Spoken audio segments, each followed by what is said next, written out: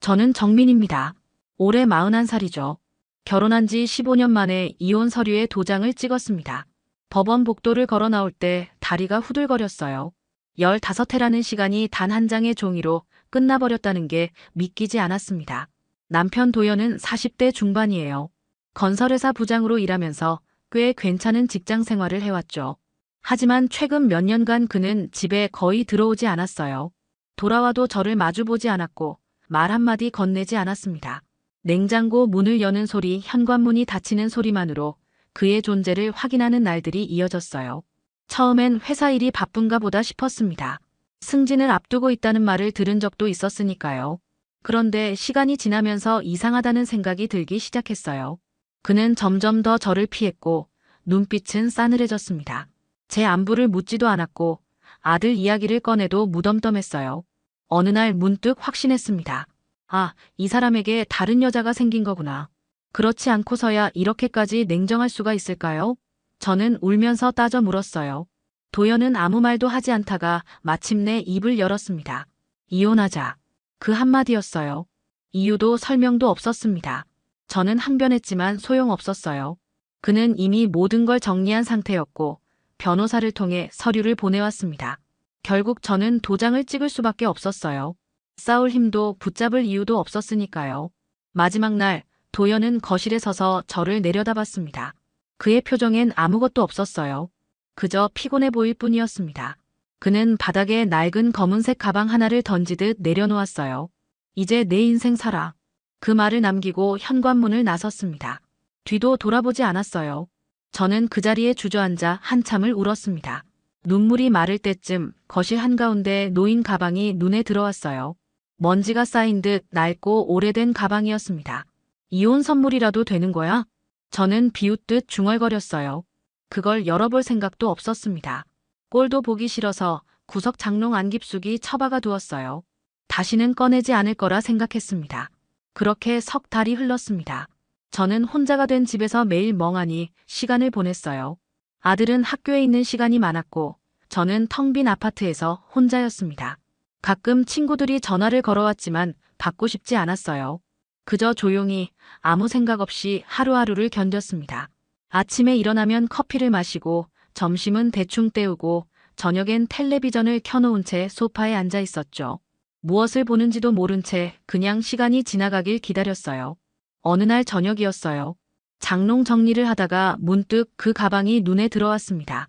먼지가 소복이 쌓인 채 구석에 처박혀 있었죠. 왜 그랬는지 모르겠어요. 갑자기 그게 궁금해졌습니다. 도대체 뭐가 들어있길래 마지막에 저한테 이걸 남긴 걸까요? 그동안 열어볼 생각조차 하지 않았는데 그날따라 이상하게 신경이 쓰였어요. 손을 뻗어 가방을 꺼냈어요. 생각보다 무거웠습니다.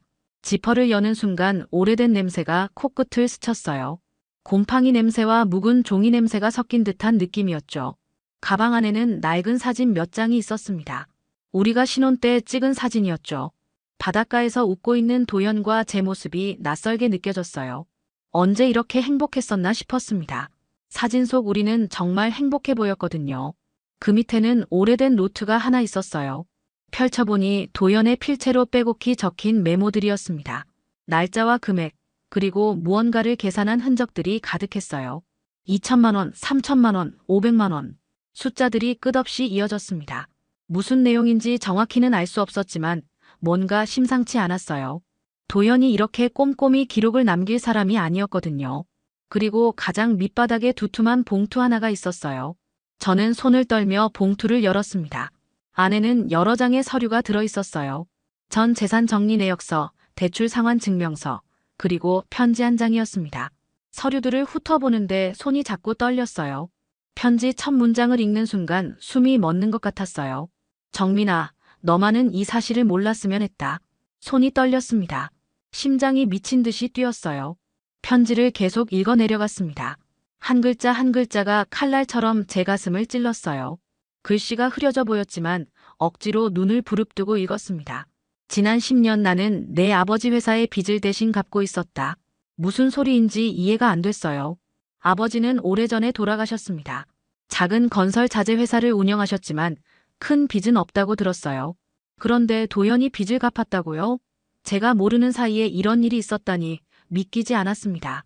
내 아버지가 남긴 채무를 막기 위해 내 명의로 대출을 받았고 그 빚을 갚느라 우리 결혼은 무너졌다. 눈앞이 캄캄해졌습니다. 편지를 쥔 손에 힘이 들어갔어요. 종이가 구겨졌지만 신경 쓸 겨를이 없었습니다. 눈물이 주르륵 흘러내렸어요. 바닥에 떨어진 눈물 자국이 편지 위로 번졌습니다. 그럼 내가 원망했던 게 다 오해였던 거야? 저는 그동안 도연을 얼마나 미워했던가요? 다른 여자가 생겼다고, 저를 사랑하지 않는다고, 무책임한 남자라고 생각했어요. 하지만 진실은 정반대였습니다. 그는 저를 위해 모든 걸 짊어지고 있었던 거예요. 혼자서 말이죠. 편지를 읽고 또 읽었습니다. 몇 번을 읽어도 믿기지 않았어요.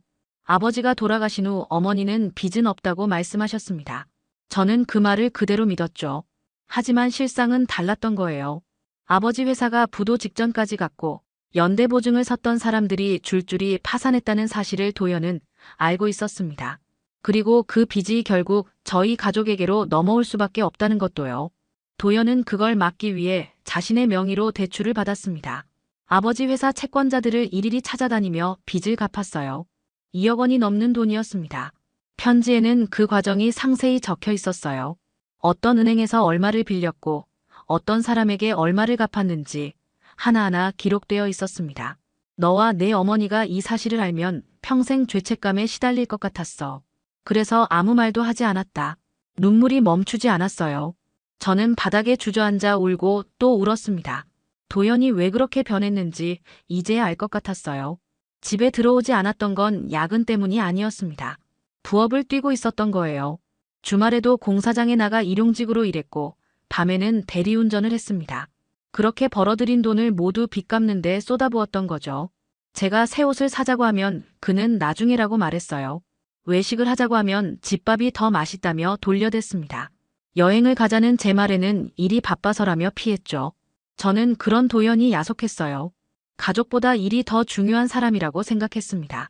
하지만 진실은 달랐어요. 그는 저와 아들을 위해 자신의 모든 것을 포기하고 있었던 겁니다. 편지를 다 읽고 나서야 가방 안쪽을 다시 살폈습니다.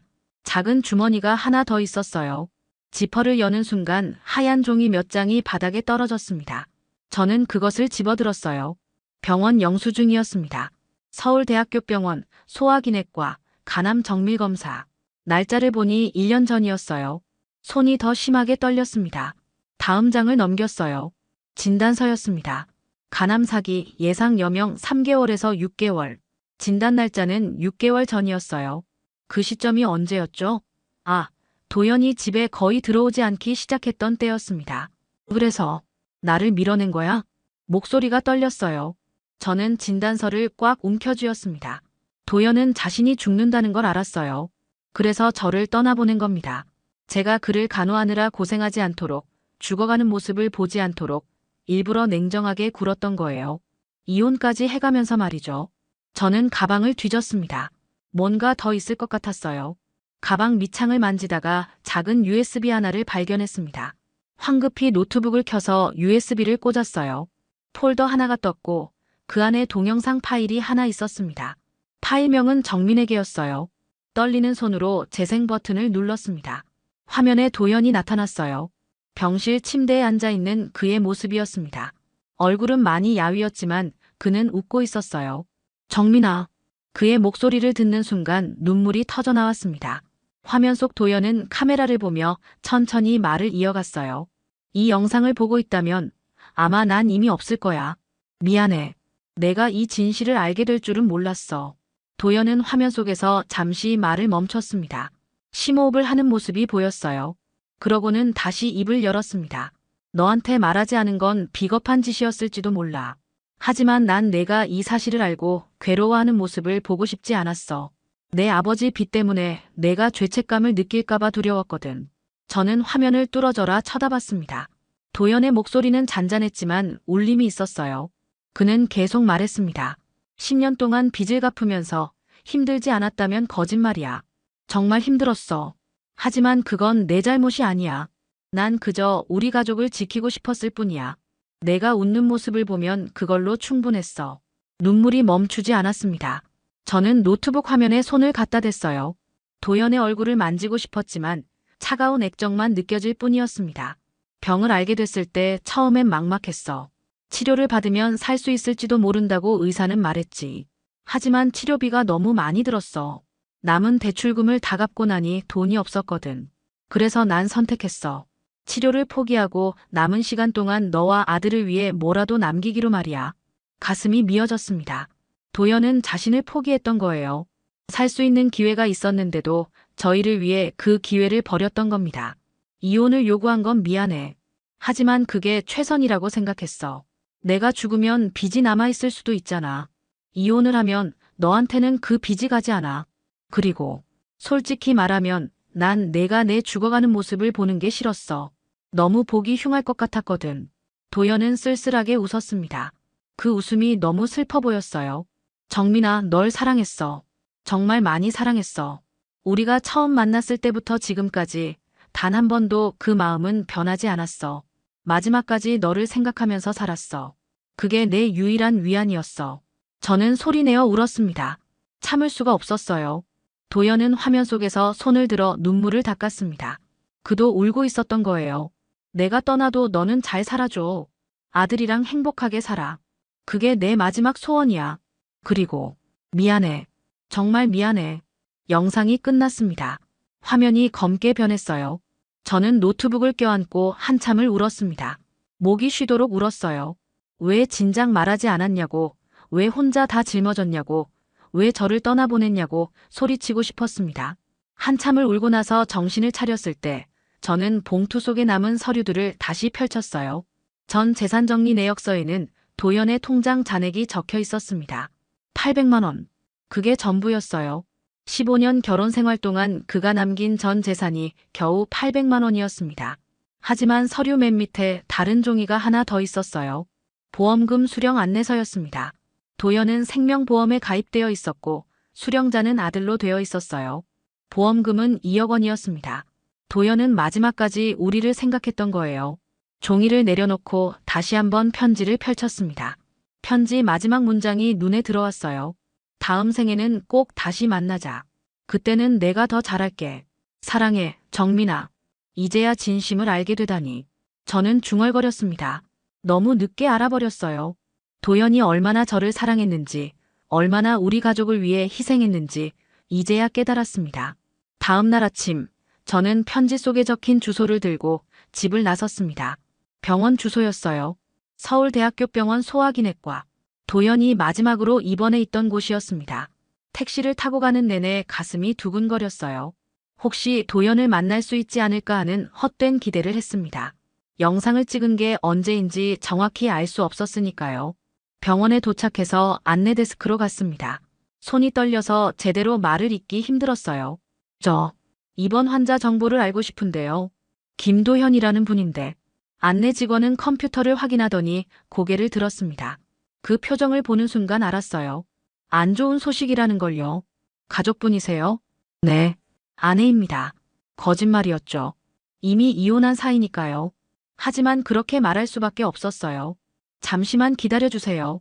직원은 어디론가 전화를 걸었습니다. 잠시 후 간호사 한 분이 내려왔어요. 40대쯤 되어 보이는 여자 간호사였습니다.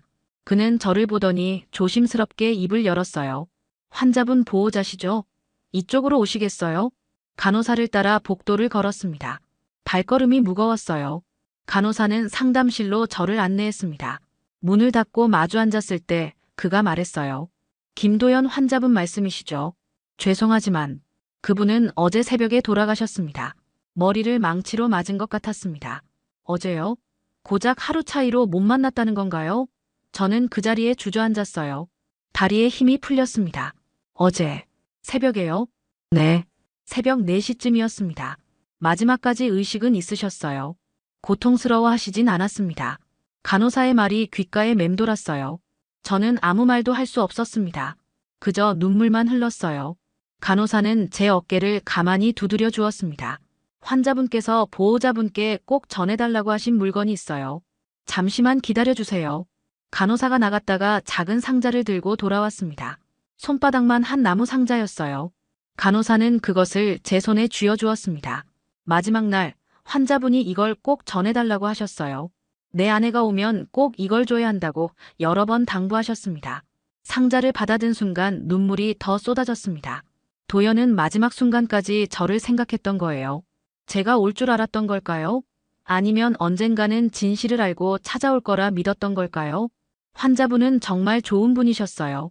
아프신데도 항상 웃으시려고 하셨고, 저희 간호사들한테도 늘 고맙다고 하셨어요. 마지막까지 누군가를 원망하는 말씀은 한 번도 안 하셨습니다. 간호사의 말에 가슴이 더 아팠습니다. 도연다운 모습이었어요. 그는 항상 그런 사람이었습니다. 힘들어도 내색하지 않고 아파도 웃으려 했던 사람이었죠. 장례는 어제 오전에 화장하셨습니다. 환자분이 생전에 미리 다 준비해 두셨더라고요. 장례식도 하지 말고 조용히 보내달라고 하셨대요. 모든 게 끝나버렸습니다. 저는 작별 인사도 못했어요. 마지막 얼굴도 보지 못했습니다. 그저 이 작은 상자만 남았을 뿐이었어요. 여기서 잠깐 쉬다 가세요. 물 한 잔 가져다 드릴게요. 간호사가 나가고 혼자 남았습니다. 저는 떨리는 손으로 상자를 열었어요. 상자 안에는 2개의 결혼 반지가 있었습니다. 제 것과 도연의 것이었어요. 도연은 이혼하고도 반지를 버리지 않았던 겁니다.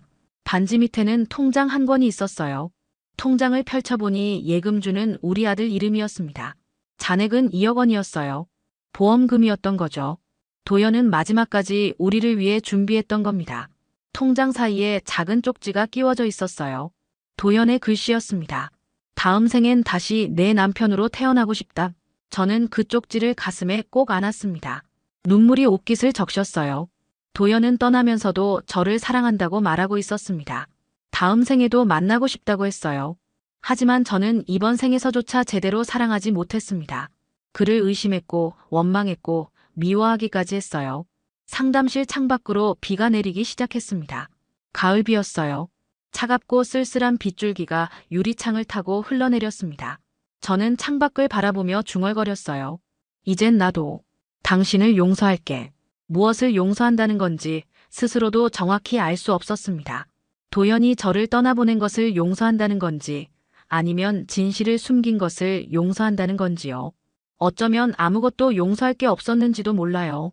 도연은 잘못한 게 없었으니까요. 잘못한 건 저였습니다.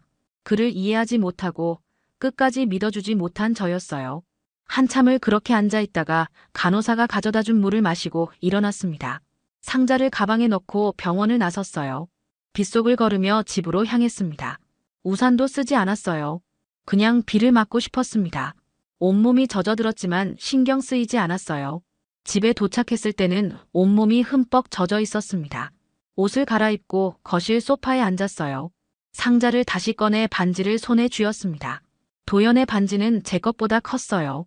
그의 손가락에 끼워져 있던 이 반지가 지금은 제 손 안에 있다는 게 비현실적으로 느껴졌습니다. 결혼 반지를 끼고 살던 때가 기억났어요. 신혼 초에는 도연도 저도 반지를 하루도 빼지 않았습니다. 어디를 가든 반지를 끼고 다녔죠. 사람들이 물어보면 자랑스럽게 결혼했어요 라고 말하곤 했습니다. 하지만 언제부턴가 우리는 반지를 빼기 시작했어요.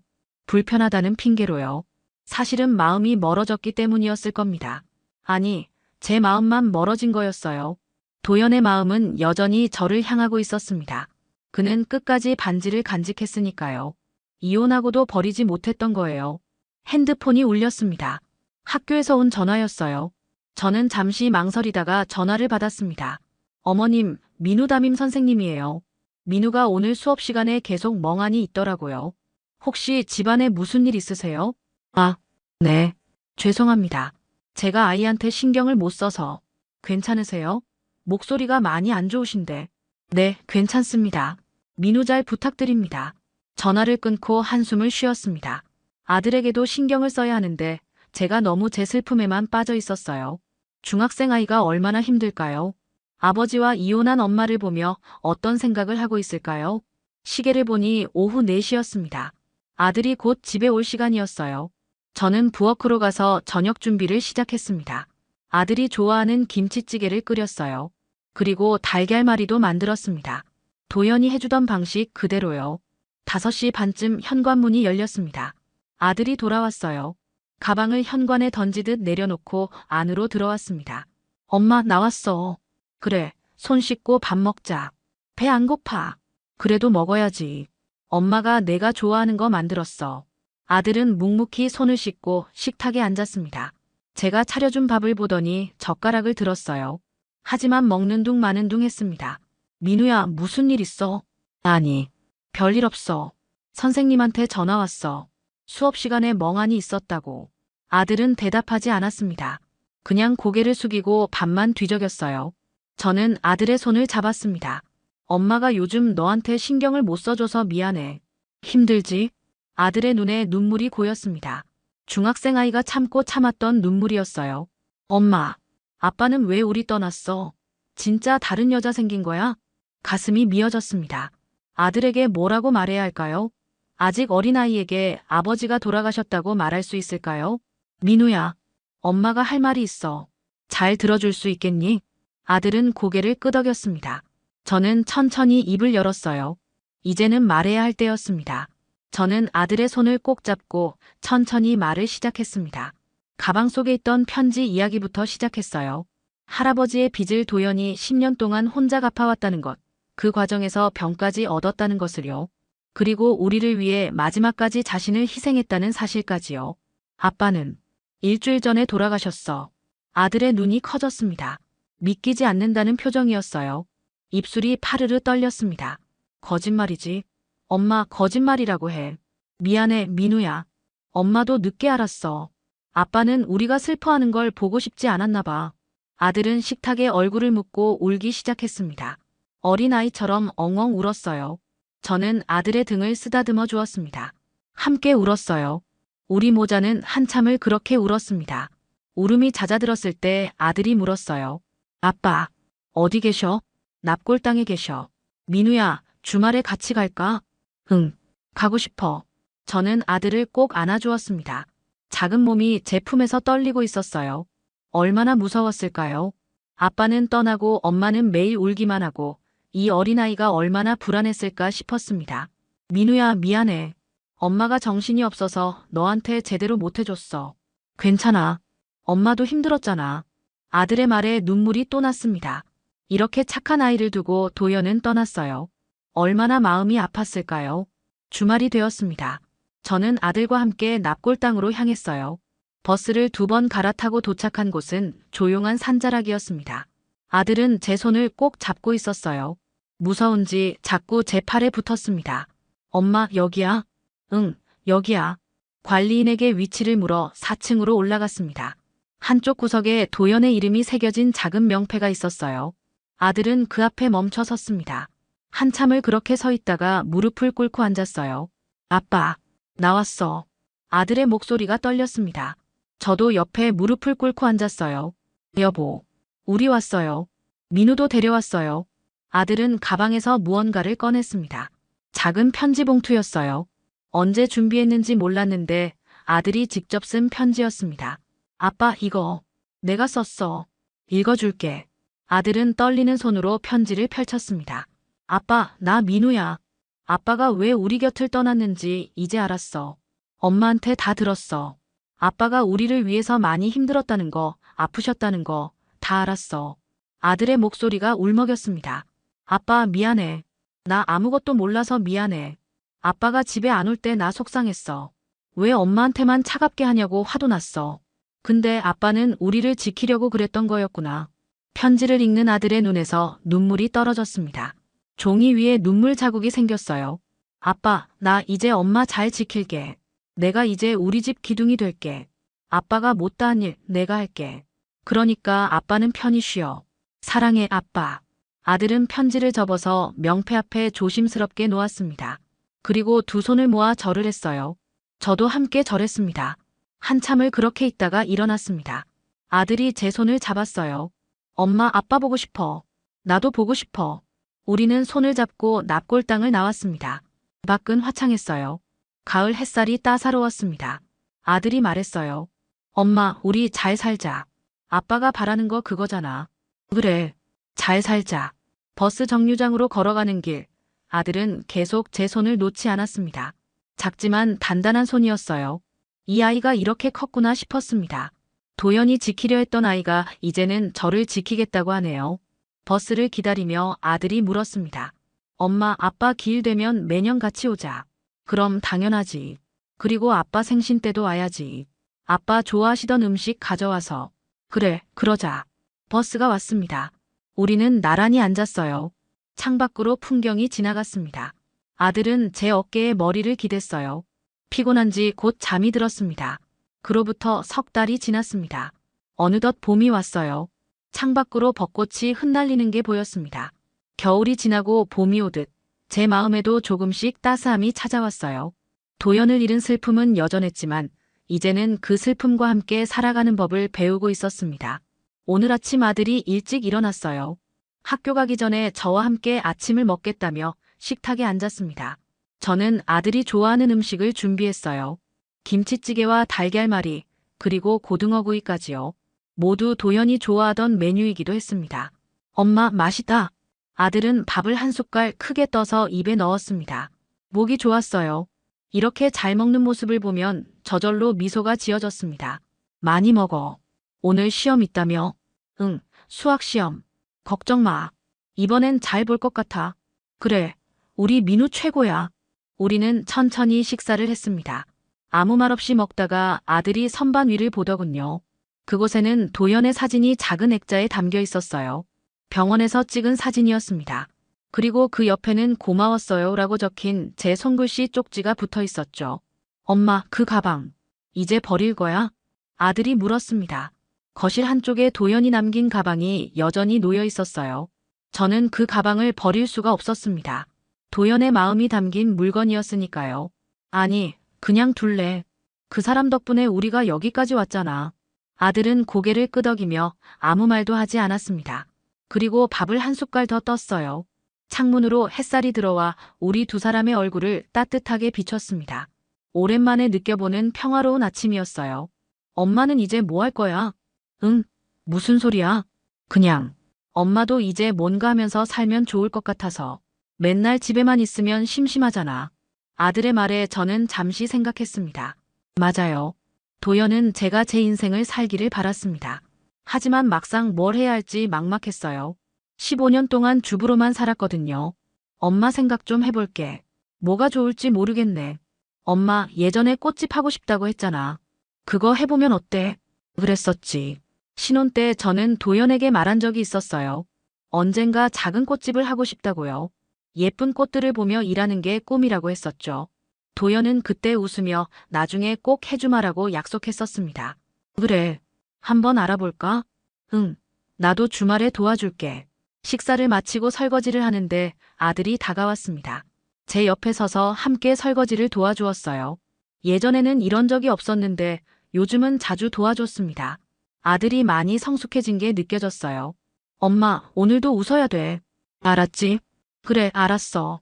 아빠가 하늘에서 보고 계실 거야. 엄마가 우는 거 보면 슬퍼하실 거야. 가슴이 뭉클했습니다. 아들이 이렇게 의젓하게 컸구나 싶었어요. 도연이 봤다면 정말 자랑스러워했을 겁니다. 설거지를 다 하고 아들은 학교에 갔습니다. 저는 혼자 거실에 앉아 커피를 마셨어요. 따뜻한 커피 향이 집안에 퍼졌습니다. 문득 선반 위 도연의 사진이 눈에 들어왔습니다. 사진 속 도연은 웃고 있었어요. 힘들었을 텐데도 카메라 앞에서 웃음을 지었던 겁니다. 마지막까지 우리를 걱정하면서요. 저는 마음속으로 조용히 속삭였습니다. 이제 괜찮아요.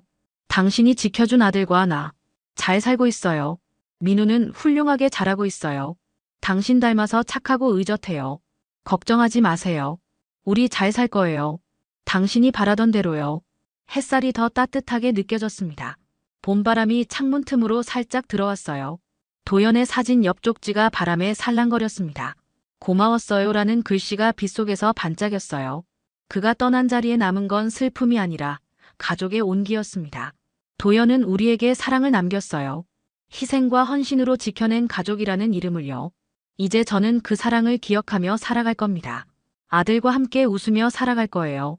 그게 도연이 원했던 거니까요. 저는 왼손 약지에 반지를 쓰다듬었습니다. 반지가 햇빛에 반짝였어요. 마치 도연이 미소 짓는 것처럼 느껴졌습니다. 오른손에 낀 도연의 반지도 함께 빛났어요. 당신 사랑했어요. 정말 많이요. 창밖으로 벚꽃잎이 흩날렸습니다. 봄이 왔어요. 새로운 시작의 계절이었습니다. 저도 이제 새롭게 시작할 거예요.